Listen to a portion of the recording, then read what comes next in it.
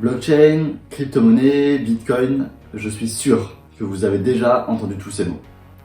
On a tous entendu parler de ces crypto-monnaies qui ont fait des x10, x20 ou parfois plus en 2021, ou encore du bitcoin qui a fait lui-même de nouveaux sommets. Mais savez-vous comment fonctionne une blockchain? Ce que c'est, ou encore comment fonctionne une crypto-monnaie? Une blockchain, c'est un registre, comme un livre numérique constitué d'une chaîne de blocs reliés les uns aux autres. Quand vous faites des Lego, vous pouvez les emboîter les uns dans les autres, peu importe l'ordre, car ils ont tous la même forme. À la différence des Lego, chacun des blocs d'une blockchain a des connexions uniques. Vous ne pouvez donc ni le retirer de la chaîne, ni l'échanger par un autre bloc. Ces blocs, constituant la blockchain, contiennent les informations des échanges effectués sur le réseau. Une fois qu'une information a été entrée, elle ne peut plus être modifiée. Les échanges sur la blockchain sont pair à pair. Il n'y a pas d'intermédiaire servant de tiers de confiance entre deux individus A et B. C'est la blockchain qui incarne la confiance entre ces deux personnes. Finalement, ce registre est décentralisé. Il n'y a pas d'entreprise ou de personne qui le détient, mais ce sont des milliers d'ordinateurs qui en ont chacun une copie, mise à jour à chaque nouveau bloc. Pour modifier le bloc numéro 1000 d'une blockchain, il faudrait donc modifier l'ensemble des informations de tous les blocs précédents sur l'ensemble des ordinateurs de la chaîne en même temps. Pour ce qui est du Bitcoin, c'est impossible. Il n'existe pas sur Terre de puissance informatique suffisante pour pouvoir hacker cette blockchain. Mais revenons sur ce qu'est Bitcoin.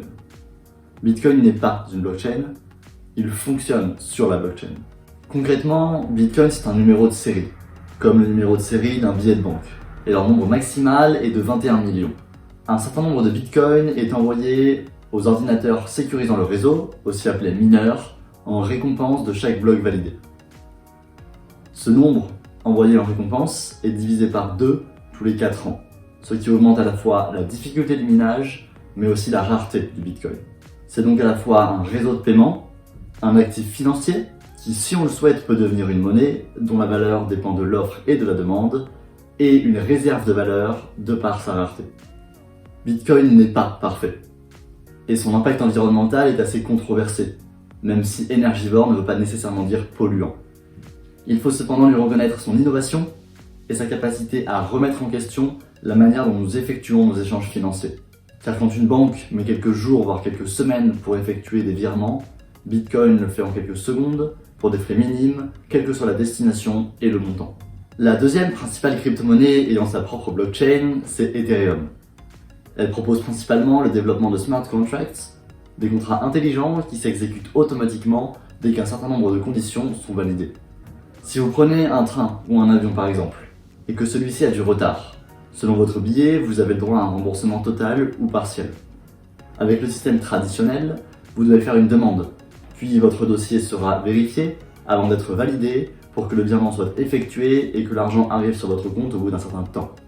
Avec un smart contract, au moment où le retard du transport est annoncé, la blockchain vérifie automatiquement la liste de l'ensemble des passagers éligibles à un remboursement pour que l'argent leur soit envoyé avant même qu'il ne soit monté dans le transport. Ces contrats intelligents peuvent être appliqués à n'importe quel domaine, de l'immobilier à la santé en passant par l'énergie, tant qu'il y a un contrat avec des conditions à remplir. Ethereum est donc une grande boîte à outils sur laquelle peuvent se développer des projets pour profiter de ses fonctionnalités, son réseau et aussi et surtout sa sécurisation. Sa crypto-monnaie, elle, sert à payer les frais de transaction nécessaires à la sécurisation du réseau par les validateurs.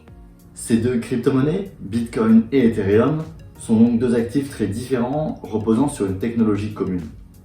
Tout comme Facebook et Amazon sont deux sites très différents fonctionnant tous deux grâce à Internet.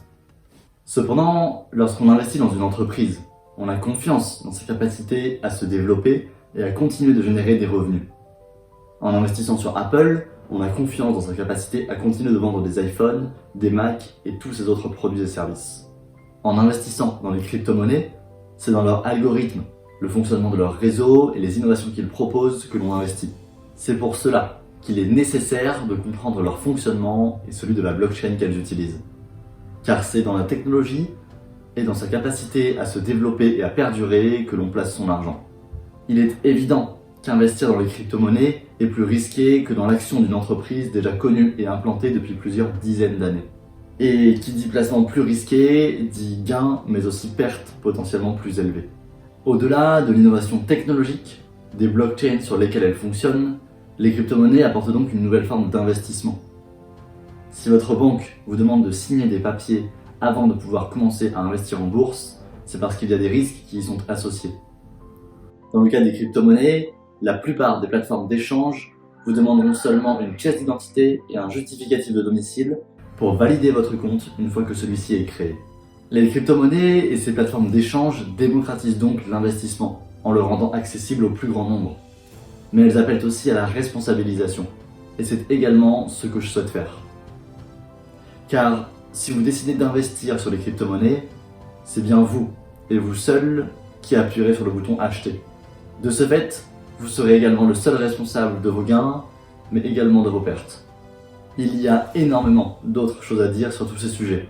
Des types de consensus à la DeFi, en passant par les NFT, qui sont tout autant de sujets passionnants qu'il m'était impossible de traiter en une seule vidéo. J'ai donc ici souhaité reprendre les bases du sujet, qui sont trop souvent délaissées, bien que nécessaires à comprendre avant d'y placer votre argent. J'espère que cette vidéo vous aura plu, et vous aura peut-être aidé à comprendre ces sujets. En tout cas, je vous remercie de l'avoir regardé jusqu'au bout, et sur ce, à la prochaine.